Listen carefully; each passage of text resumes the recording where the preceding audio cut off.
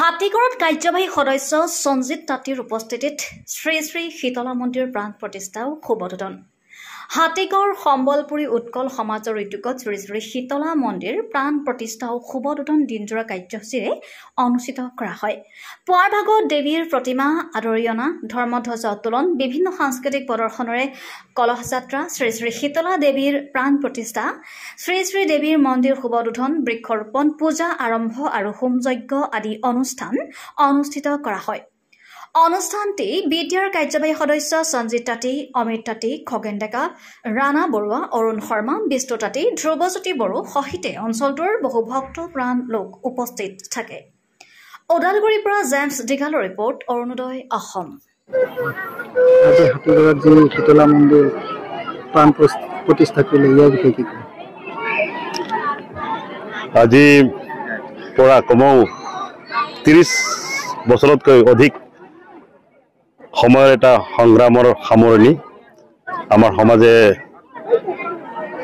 এটা মন্দিৰ আজি আমি পালোঁ আৰু ইয়াৰ কাৰণে মই প্ৰভু ভগৱন্তৰ ওচৰত অশেষ ধন্যবাদ জনাইছোঁ। তেখেতে আমাক শক্তি দিছে আৰু আমি মন্দিৰটো নিৰ্মাণ কৰি ওলাইছোঁ। মই সৌভাগ্যৱান যে মোৰ কাৰ্যকালৰ ভিতৰতে এই মন্দিৰটো আমি নিৰ্মাণ কৰিবলৈ পালোঁ আৰু ৰাইজৰ সহযোগিতাত সকলোৱে আমি মিলিজুলি আৰু ৰাইজৰ আমাৰ সমাজৰ বাহিৰৰ পৰাও বহুতে বৰঙণি যোগাইছে আমাক।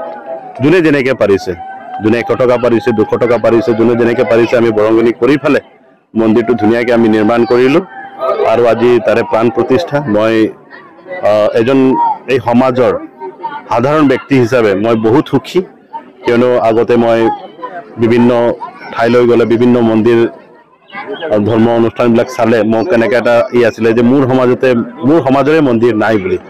গতিকে আজি মই বহুত সুখী আৰু এইটো খুব এটা আৱেগিক সময় আমাৰ কাৰণে, মোৰ কাৰণে, যে আমাৰ মা দেউতাসকলে, আমাৰ যিমান জ্যেষ্ঠসকলে এই সপোন চাইছিলে এবাৰ যে আমি এনেকুৱা মন্দিৰ এটা বনাম বুলি, আৰু সেই সপোনটো আজি পূৰণ হ'ল তেখেতসকলৰ আশীৰ্বাদৰ কাৰণে।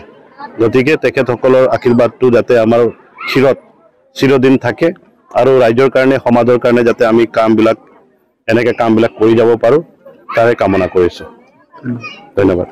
শীতলা মন্দিৰ আজি প্ৰাণ প্ৰতিষ্ঠা কৰিলে, এই কৰোঁতে আপোনাৰ যি এটা অনুভূতি, সেই অনুভূতি আজি মই স্পীচলেছ বুলি ক'ব পাৰোঁ, কিয়নো বহু দিনৰ সংগ্ৰামৰ পিছত এই মন্দিৰটো আমি পাবলৈ সক্ষম হৈছোঁ। কাৰণ যেতিয়া আমি এই মন্দিৰটো ইয়াতে আমি আধাৰশিলা স্থাপিত কৰিছিলোঁ 2016-ত, তেতিয়া আমি সমাজৰ পৰাই যোনে যিমান পাৰে 1000, 500, 100 তেনেকুৱা কৰি আমি আধাৰশিলা স্থাপিত কৰিছিলোঁ, ফাউণ্ডেশ্যনটো বনাইছিলোঁ। তাৰপিছত এনেকৈ হৈ গৈ বহুত দিন, বহুত সময়, বহুত বছৰ ৰৈ গ'ল। তাৰপিছত যেতিয়া আমাৰ EM ছাৰ সঞ্জিত তাঁতী জিকি আহিলে, তেখেতৰ সহযোগত, তেখেতৰ বৰঙণিত আমাৰ এই মন্দিৰটো আজি আমি পাবলৈ সক্ষম হৈছোঁ।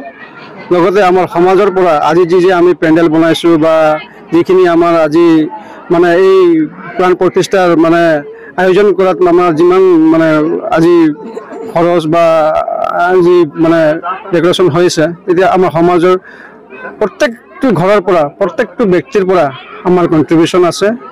আৰু লগতে আমাৰ সমাজৰ যিমান মুৰব্বীবিলাক আছে, আজি মোৰ ওচৰতে থিয় হৈ আছে আমাৰ সমাজৰ মুৰব্বীবিলাক। কাৰণ যেতিয়া তেখেতসকলে আছিলে, তেখেতৰ নেতৃত্বত এই মন্দিৰটো আমি আধাৰশিলা স্থাপিত মানে কৰিবলৈ সক্ষম হৈছিলোঁ। আজি বৰ্তমান তাৰিখত মই নিজে এটা আমাৰ সমাজৰ সভাপতি, আৰু এই মোৰ কাৰণে ভাগ্যৱান যে মই আজি সভাপতি হয় আজি এই প্ৰাণ প্ৰতিষ্ঠা বা এই মানে প্ৰাণ প্ৰতিষ্ঠা আয়োজনটো মোৰ হাতেদি কৰিব পাৰিছোঁ। মই মানে স্পীচলেছ, মই মানে আজি মোৰ ভাষা নাই, মই মানে বহুত মানে আৱেগিক হৈ পেলাই কৈ আছোঁ কথাটো। কাৰণ এইটো প্ৰগ্ৰামটো আয়োজন কৰাৰ কাৰণে আমি ৰাতি দিন লাগি গৈছিলোঁ, আমাৰ হাতত সময় কম আছিলে, তথাপিও আমি কম সময়ৰ ভিতৰত আজি এই প্ৰগ্ৰামটো আমি আয়োজন কৰিবলৈ সক্ষম হৈছোঁ।